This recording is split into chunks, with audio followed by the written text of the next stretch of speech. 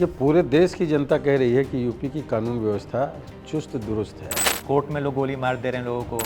किसी को भी अपने नाम के साथ सरनेम नहीं जोड़ना चाहिए, जाति सूचक टाइटल नहीं लगाना चाहिए। कि आपने अपने मंत्रालय के तहत जनता के हित में अब तक क्या क्या कौशल दिखाए हैं, जैसे 5 काम गिना दीजिए ताकि लोगों को भी समझ में आए कि विदेश के लोग आकर के हमारे देश में आएंगे और यहाँ से सीख करके जाएंगे।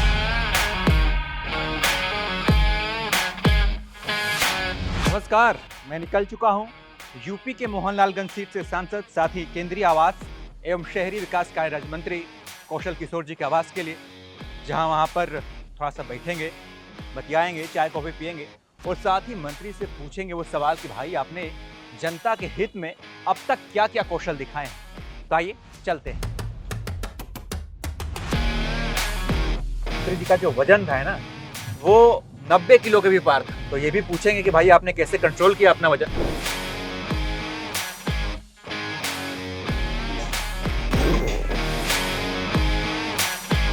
हेलो ओके, तो हमारे साथ जुड़ चुके हैं यूपी के मोहनलालगंज से सांसद और केंद्रीय राज्य मंत्री कौशल किशोर जी।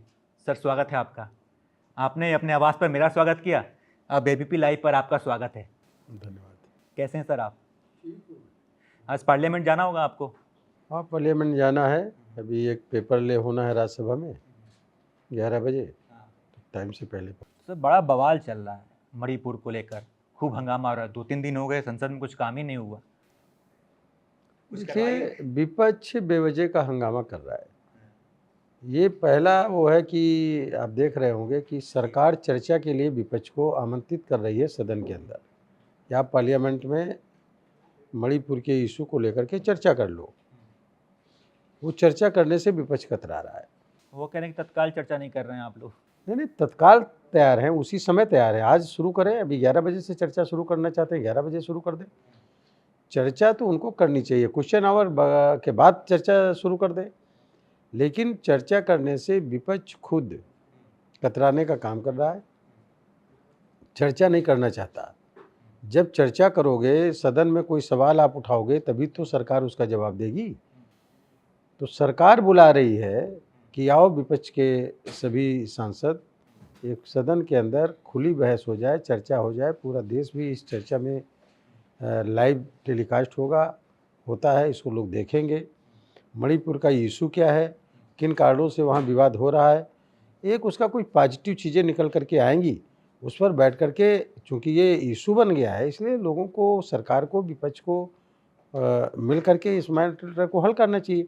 सरकार यही विपक्ष से चाहती है, लेकिन विपक्ष इससे भाग रहा है और चर्चा करने से कतरा रहा है। वो कह रहे हैं कि प्रधानमंत्री जी ने बाहर बोला, सदन के अंदर बोलें, क्या दिक्कत है? देखिए, सदन इसलिए है कि चर्चा के लिए।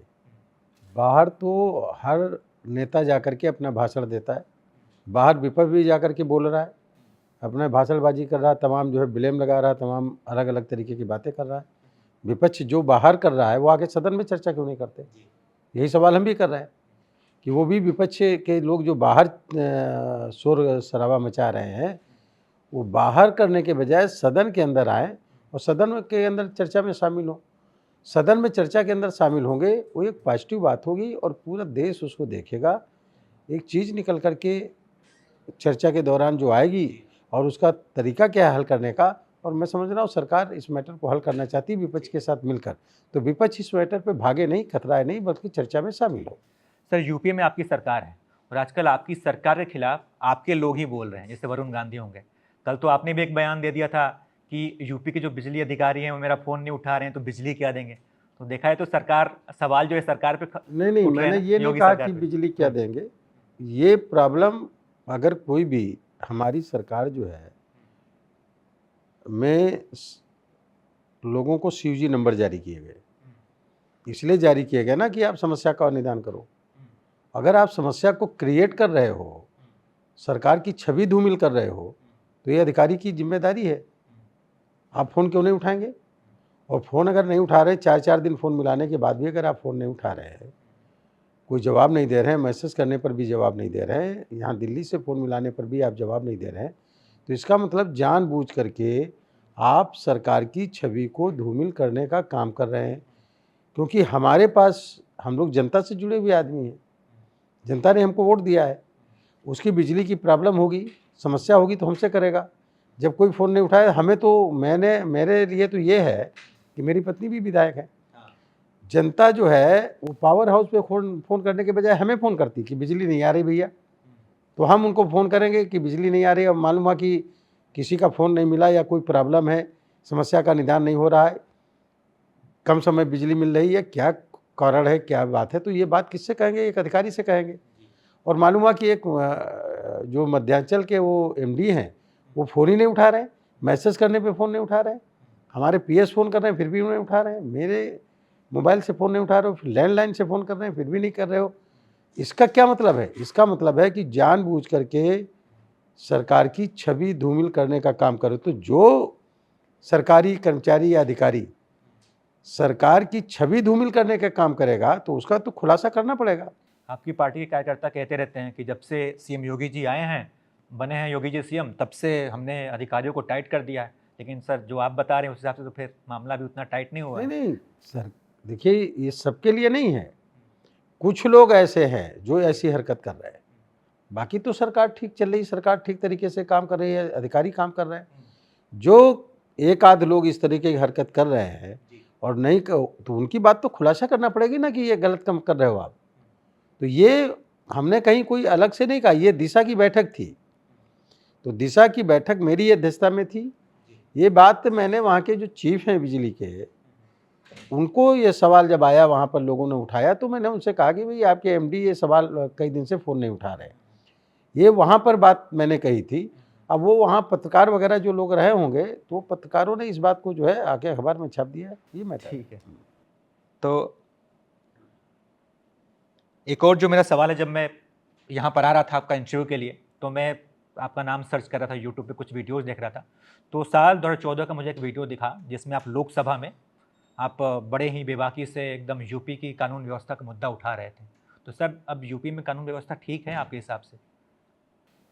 देखिए पूरे देश की जनता कह रही है कि यूपी की कानून व्यवस्था चुस्त दुरुस्त है। कोर्ट में लोग गोली मार दे रहे हैं लोगों को, देखिए ये तो इनकाउंटर हो जाए। ये तो जो घटनाएं हैं, जैसे घर में कोई आदमी सोया हुआ है और घर का ही आदमी कोई उसकी हत्या कर दे, तो उसको कौन सुरक्षित रहेगा कल अपने घर मेरठ में? में तो दिन दहाड़े लोगों ने गोली तो मारी जिस है। तरीके से कोई भेष बदल करके जा करके ये घटना कर रहा है, ये अप्रत्याशित घटना है और ऐसे लोगों के खिलाफ कार्रवाई हो रही। लेकिन अगर देखेंगे कानून व्यवस्था में, तो लूट मार की घटनाएं या सुरक्षा की घटनाएं, महिलाओं की सुरक्षा के मामले, या ऐसे माफिया लोग जो ज़मीनों पे कब्जा करते थे या जिनकी एक तूती बोलती थी, गुंडागर्दी की तूती बोलती थी उनकी, ऐसे लोग जो है या तो जेल में चले गए हैं या तो उत्तर प्रदेश को छोड़ देने का काम किया है। इसीलिए उत्तर प्रदेश के अंदर 35 लाख करोड़ रुपए का इन्वेस्ट आदरणीय योगी आदित्यनाथ जी के नेतृत्व में हुआ है। सर जैसे अभी मैं आने से पहले मैं सर्च कर रहा था यूपी लिख के, तो मुझे तमाम आपराधिक घटनाएं दिखी। मेरठ में कल ही कुछ लोग गोलीबारी की घटना हुई है। तो ये सारे अपराध कब देखिए तक कंट्रोल होंगे? देखिए ये जो आपस में लोग लड़ रहे हैं, मैंने बताया ना कि आपस में लड़ रहे हैं लोग और उसमें कोई घटनाएं कर रहे हैं, उनके खिलाफ कार्रवाई हो रही। लेकिन ये घटनाएं नहीं आपको मिल रही होंगी कि गरीब आदमी की ज़मीन पे जाके कब्जा कर लिया, गरीब आदमी की, कमज़ोर तबके के आदमी के मकान पे जाके कब्जा कर लिया, या रंगदारी वसूलना शुरू कर दिया, या लोगों को जीना दूभर कर दिया। इस टाइप की घटनाएं आपको नहीं मिल रही होंगी। जो पेशेवर अपराधी थे, वो आज पेशेवर अपराधी वो अपनी घटनाएं छोड़ करके अपने आप थाने में हाजिर हुए या जेल चले गए हैं, या अगर उन्होंने भिड़ने का काम किया है तो इनकाउंटर में ऐसे लोग जो है ऊपर चले गए। मैं ये कहना चाहता हूँ कि कानून व्यवस्था को जनता ने पूरी तरीके से माना। अब कोई लोग आपस में लड़ने लगे, झगड़ा करने लगे, ये एक अप्रत्याशित अपने घटनाएं हैं। उन घटनाओं का कानून व्यवस्था से जोड़ना अलग सिस्टम है। कानून व्यवस्था में अपराध जो होते थे पेशेवर अपराधी, वो अपराध बंद हो गए। बाकी मारपीट कर लेना, आपस में झगड़ा कर लेना, घर में लड़ाई कर लेना, ये ऐसी घटनाएं हैं जो छुटपुट घटनाएं होती रहती हैं। लेकिन फिर भी ऐसी घटनाएं जो हो रही हैं उनके खिलाफ निश्चित तरीके से हमारी सरकार उनके खिलाफ कार्रवाई कर रही है। सर आप आवास एवं शहरी विकास कार्य के राज्य मंत्री हैं, तो सर मैं ये जानना चाहता हूँ कि आपने अपने मंत्रालय के तहत जनता के हित में अब तक क्या क्या कौशल दिखाए हैं? जैसे 5 काम गिना दीजिए ताकि लोगों को भी समझ में आए कि हाँ, बड़े अच्छे काम हुए हैं। देखिए, हमारे विभाग के द्वारा माननीय नरेंद्र मोदी जी के नेतृत्व में अब तक पूरे देश के अंदर लगभग 1.25 करोड़ लोग डिमांड के आधार पर उन्हें आवास मंजूर कर दिए गए, जिसमें से 60% से ज़्यादा आवास लोगों को मिल गए हैं, मिल गए 60% से ज़्यादा लोग। ज़्यादा लोगों को मिल गए हैं। बाकी लोगों को उनके मंजूर कर दिए गए हैं। अभी आदरणीय प्रधानमंत्री जी ने ये डेट बढ़ा करके 2024 कर दी है। तो जो लोगों को आवास रह गया है और वो पात्रता की सूची में आते हैं, या ऐसे लोग जो 2011 की सूची में पात्र थे, आज अपात्र नहीं हैं, उनके आवास हो गए हैं, उनके कैंसिल होंगे और पात्र लोगों को आवास मिलेंगे। एक तो ये शौचालय के मामले में पूरे देश के अंदर शौचालय उपलब्ध कराए जा रहे हैं, किए गए हैं। जो रह गए हैं उनकी भी सूची बन रही है। डिमांड के आधार पे उनको भी शौचालय उपलब्ध कराने का काम हमारे डिपार्टमेंट के द्वारा किया जा रहा है। 100 स्मार्ट सिटी पूरे देश में चुने गए हैं। अभी दिसंबर 2023 तक वो स्मार्ट सिटी लगभग कंप्लीट हो रहा है। 70 से 80% स्मार्ट सिटीज़ में ये काम हो चुका है। वो काम पूरी तरीके से स्मार्ट सिटी पे भी हमारी सरकार काम कर रही है। SBM 2.0 स्वच्छ भारत मिशन 2.0 के तहत आदरणीय प्रधानमंत्री नरेंद्र मोदी जी ने और अमृत 2.0 के तहत 1 अक्टूबर 2021 को इसको लॉन्च किया था प्रधानमंत्री जी ने। पूरे देश के करीब 4900 शहरों को कचरा मुक्त बनाने का काम हमारी डिपार्टमेंट के द्वारा मोदी जी के निर्देश पे उनके करने का काम किया जा रहा है। इसके अलावा शहरी क्षेत्र में जो वेंडर जोन में लोग रहते हैं, जो पटरी दुकानदार हैं, उनके लिए प्रधानमंत्री स्वनिधि योजना लागू की गई। उस प्रधानमंत्री स्वनिधि योजना के तहत 10,000 रुपये बगैर ब्याज का कर्ज फिर वो अदा करें, फिर 20,000 का उनको बगैर ब्याज का कर्ज वो अदा करें, फिर वो पट्टी दुकानदार को 50,000 का कर्ज बगैर ब्याज का। तो इस तरीके से पट्टी दुकानदारों को भी इस तरह की सहूलियत देने का काम कर रहे हैं। इसके अलावा प्रधानमंत्री जी ने PP मोड पर हमारे डिपार्टमेंट में काम कराया। जो प्रवासी मजदूर हैं, जो दूसरे शहर से आते हैं, जैसे मान लिया दिल्ली में आ गए या किसी दूसरे शहर में चले गए मजदूरी करने, तो वो सड़क पे न छोड़े। इसके लिए जो प्राइवेट बिल्डर्स आए और वो अपने मकान बनाए, वो किराए पर उनको सस्ते दर पे किराए पे देने का है और 25 साल तक वो किराए पे रह सकते हैं, जिसमें केवल 25% ही उनका किराया बढ़ेगा, ज़्यादा किराया नहीं बढ़ेगा। तो इस तरीके से सबको आवास, हाउसिंग योजना के तहत सबको आवास देना या लोगों को और सुविधाएं देना,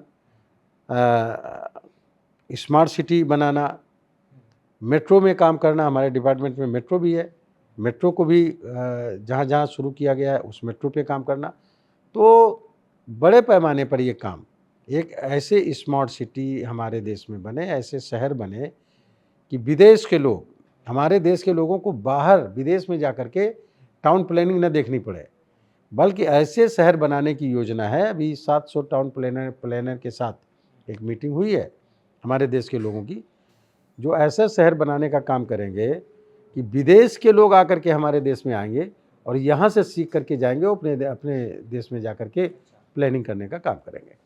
तो ये जो काम है स्मार्ट सिटी बनाने वाला, ये काम अभी कहाँ तक पहुँचा है और कब तक हमारे शहर स्मार्ट हो जाएंगे?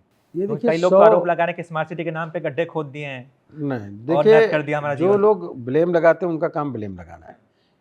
जो ब्लेम लगाते हैं वो कभी स्मार्ट सिटी के बारे में सोचे भी नहीं होंगे। लेकिन आदरणीय प्रधानमंत्री जी ने ये स्मार्ट सिटी 2018 में चयनित किए गए थे, 100 शहर, और वो शहरों में ए पार्ट ऑफ स्मार्ट सिटी एक मॉडल के रूप में उनको डेवलप करने का काम किया जा रहा है। तो ऐसे शहर जो डेवलप किए जा रहे हैं वो एक मॉडल बनेंगे, फिर वो मॉडल बनेंगे, इसी साल तक कंप्लीट हो जाएंगे और मॉडल के रूप में वो देश में जाएंगे। लोग देखेंगे कि इस तरह के शहर हमको विकसित करना है, तो मॉडल बनाना है। तो मॉडल के रूप में स्मार्ट बनाने के लिए 100 शहर चुने गए। तो ये 2 नाम वाले लोग बड़े अच्छे होते हैं, जैसे आप कौशल किशोर हैं, कौशल भी हैं, किशोर भी हैं, और मेरा भी नाम किसलय गौरव है। तो मेरे घर वाले कहते हैं कि भाई तुम्हारा नाम मैंने फैशन में रख दिया, सरनेम नहीं लगाया। आपके नाम के पीछे भी सरनेम नहीं, इसके पीछे क्या कहानी है, कुछ है क्या है? देखिए, मेरे घर वालों ने नाम जो रख दिया वही है। मेरे घर में किसी के नाम के आगे सरनेम नहीं लगा। अब मुझे उसका मतलब समझ में आता है। किसी को भी अपने नाम के साथ सरनेम नहीं जोड़ना चाहिए, जाति सूचक टाइटल नहीं लगाना चाहिए। जाति सूचक टाइटल लगाना अगर बंद कर दिया जाए तो अगर कोई व्यक्ति अपना नाम बताएगा और साथ में जाति सूचक टाइटल भी बताएगा तो इसका मतलब अपने जाति का भी प्रेजेंटेशन कर रहा है, तो दूसरा किस जाति का है उसको जानने का प्रयास करेगा। ये रिएक्शन है। इसलिए इस देश में को आत्मनिर्भर भारत बनाने के लिए, विकसित भारत बनाने के लिए, परिवारों को विकसित करने के लिए जाति सूचक टाइटल या जाति विहीन शोषण विहीन समाज की स्थापना करने के लिए, डॉक्टर अंबेडकर के मिशन को पूरा करने के लिए या डॉक्टर राम मनोहर लोहिया जी के अंतिम व्यक्ति के चेहरे पर मुस्कान लाने के लिए या पंडित दीनदयाल उपाध्याय जी की अंत्योदय इस योजना को जो आदरणीय प्रधानमंत्री जी पूरी तरह फलीभूत करने का काम कर रहे हैं, ये करने के लिए अपने आप लोगों को जाति सूचक टाइटल हटा लेना चाहिए।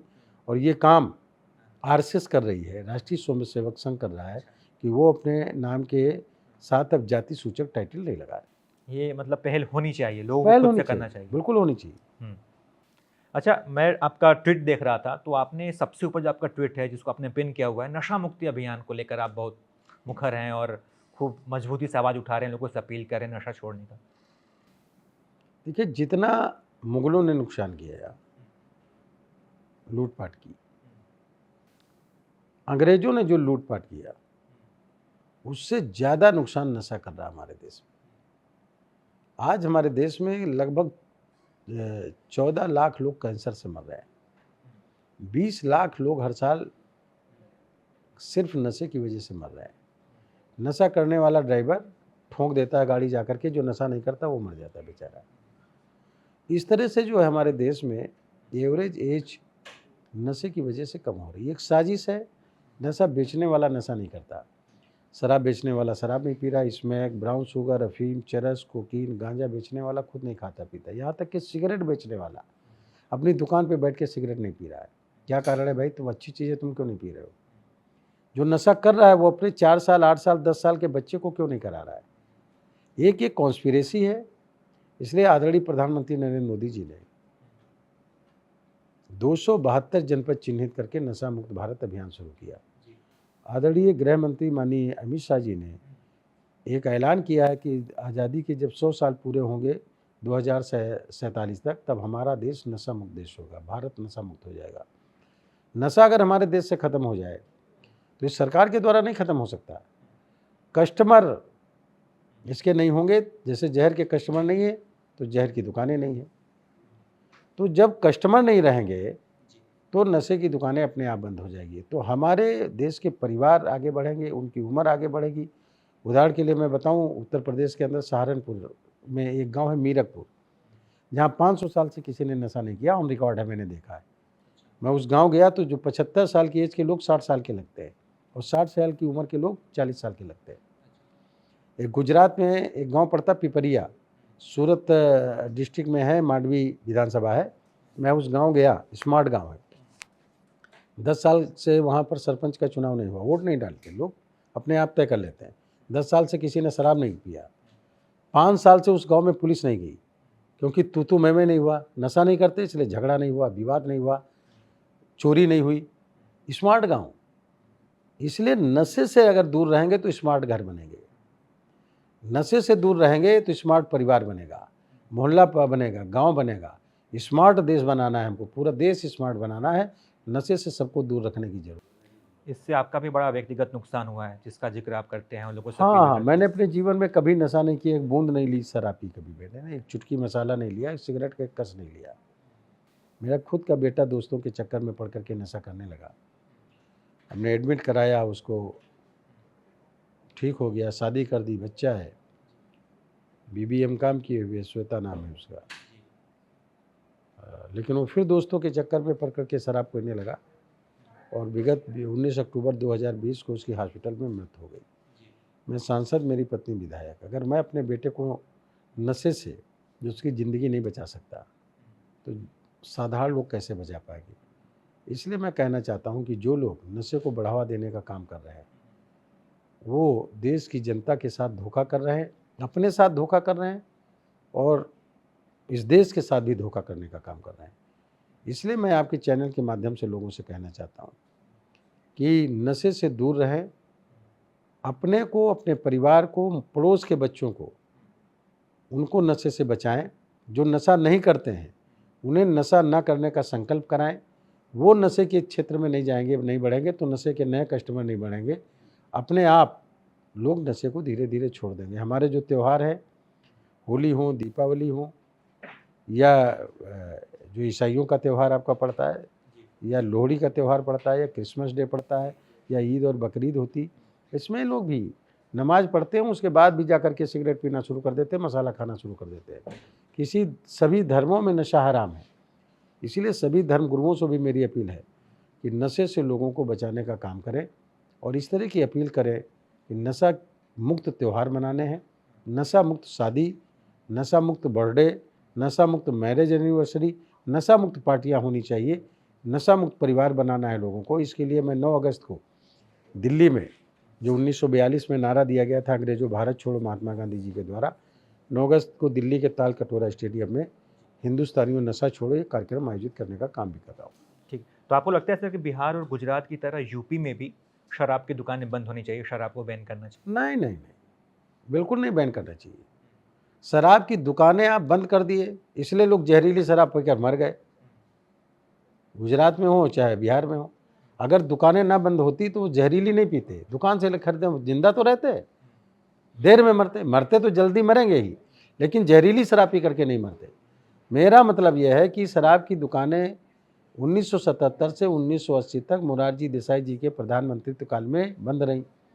तब लोग जो नशे के एडिक्ट हो गए थे, उन लोगों को अगर नहीं मिला तो नशीली गोलियां खाने लगे, तमाम गलत चीज़ों का यूज़ करने लगे, यहाँ तक कि मैंडेक्स की गोली खाने लगे, और ब्रेड में मक्खन की जगह ग्रीस और आयोडेक्स लगा के खाने लगे। इसलिए शराब की दुकानें बंद करने से कोई फ़ायदा नहीं। भाई खाली शराब की दुकानें बंद करोगे, गांजा, अफीम, चरस, कोकीन, ब्राउन शुगर, ड्रग्स की कोई दुकान है क्या? लेकिन बड़े पैमाने पे लोग पी रहे हैं। अभी आदरणीय गृह मंत्री जी ने, अमित शाह जी ने 1,44,000 किलो अभी ड्रग्स जलाने का काम किया हफ्ते भर पहले। तो आप देखिए कि कितने बड़े पैमाने पे ड्रग्स जो है कौन लोग ला रहे हैं, क्या बेचने का काम कर रहे हैं। हमारी सरकार पकड़ रही, एक साजिश है। इसलिए अपने अपने बच्चों को, अपने पड़ोस के बच्चों को, अपने स्कूल के बच्चों को, लोगों को, जो यूनिवर्सिटीज़ के लोग हैं, para medical institutions, medical institution, IIT, NIT, IIIT के जो डायरेक्टर हैं, वो विश्वविद्यालय के लोग, सब लोग जो भी सोशल वर्कर हैं या NGO चलाते हैं, अपने अपने लोगों को नशे से बचाने के लिए संकल्प कराएं और नशे से दूर रहने का काम करें। अपनी लड़कियों की शादी नशा न करने वाले लड़कों से करें। मेरी गलती है कि मैंने अपनी लड़के की शादी कर दी। अगर मैंने शादी नहीं करता मैं अपने बच्चे की, तो मेरी बहू विधवा नहीं होती। मेरे बेटे का बेटा, मेरा ग्रैंडसन, वो बिन बाप का नहीं होता।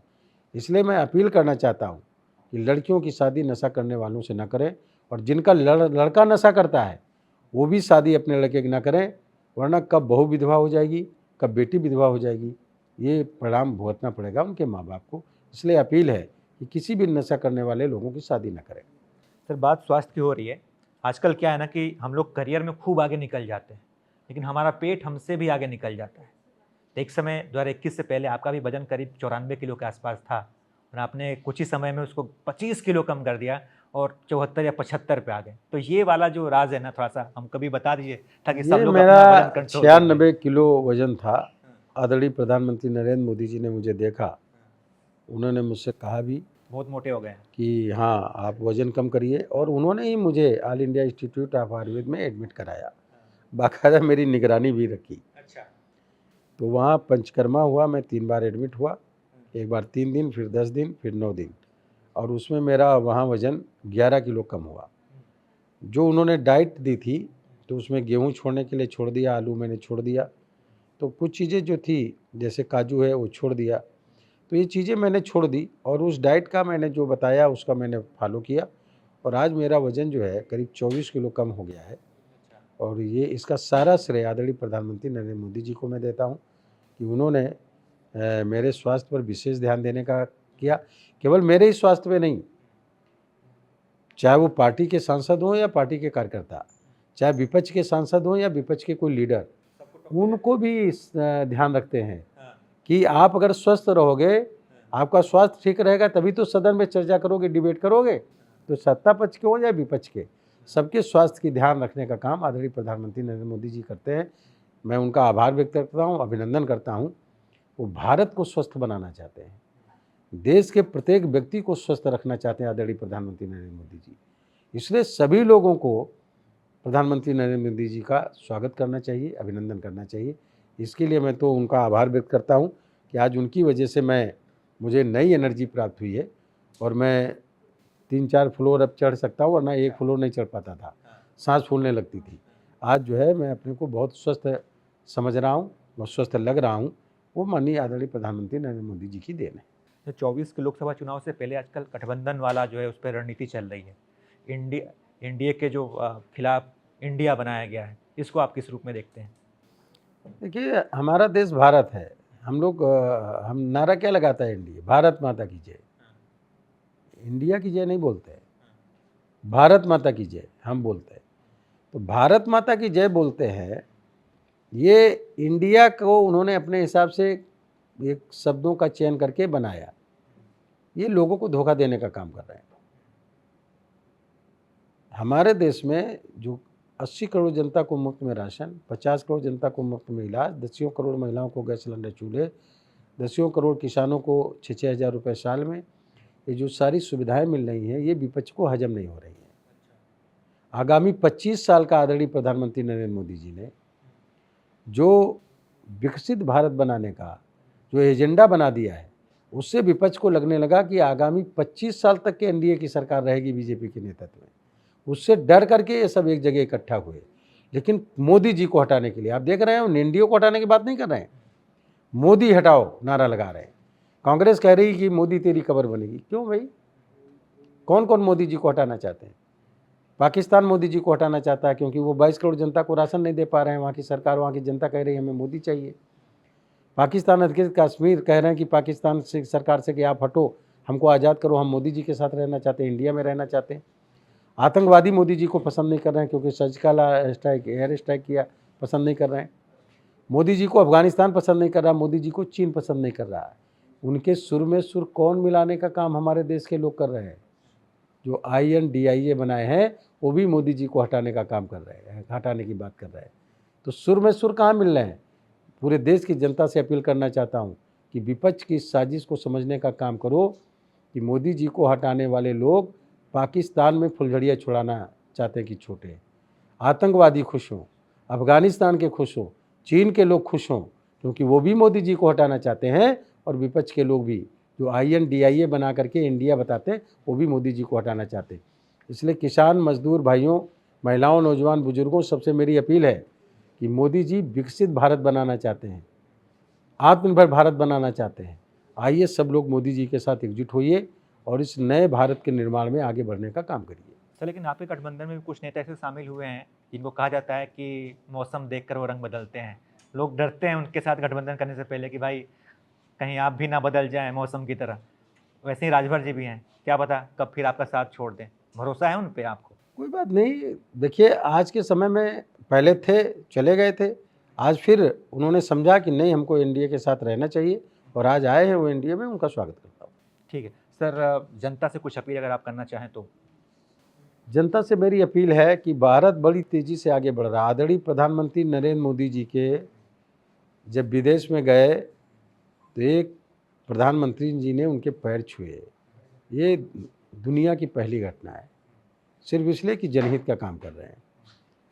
अभी जब अमेरिका गए तो प्रधानमंत्री जी ने बोला make in India make for world. हम हिंदुस्तान, भारत को भी बनाएंगे और भारत विश्व को बनाएगा। अभी जब फ्रांस गए तो वहाँ भी बोले भारत के निर्माण के साथ साथ विश्व का निर्माण करेंगे। वसुधैव कुटुम्बकम, एक पृथ्वी विश्व और विश्व हमारा परिवार है और विश्व का भविष्य भारत निर्धारित करने का काम करेगा, तय करेगा। ऐसा प्रधानमंत्री जी बोल रहे हैं कि दुनिया का निर्माण करने का काम, बेहतर दुनिया बनाने का काम करेंगे। मेरी अपील है कि दुनिया के सबसे पॉपुलर लीडर, जन कल्याणकारी लीडर आदरणीय प्रधानमंत्री नरेंद्र मोदी जी हैं। आइए सब लोग उनके साथ जुड़ने का काम करिए और इस देश को विकसित भारत, आत्मनिर्भर भारत बना करके दुनिया में हिंदुस्तान को टेक्नोलॉजी के क्षेत्र में, कृषि के क्षेत्र में रोजगार के क्षेत्र में, विज्ञान के क्षेत्र में, शिक्षा के क्षेत्र में, हर क्षेत्र में हिंदुस्तान को दुनिया का राह दिखाने वाला भारत बनाने का काम करें। तो ये थे हमारे साथ केंद्रीय मंत्री कौशल किशोर जी, जिनसे तमाम मुद्दों पर हमने बातचीत की, बड़ी बेबाकी से अपने जवाब इन्होंने दिए। हमारी ये बातचीत आपको कैसे लगी इसके बारे में हमें ज़रूर बताइएगा। बाकी मंत्री जी बहुत बहुत धन्यवाद समय निकालने के लिए।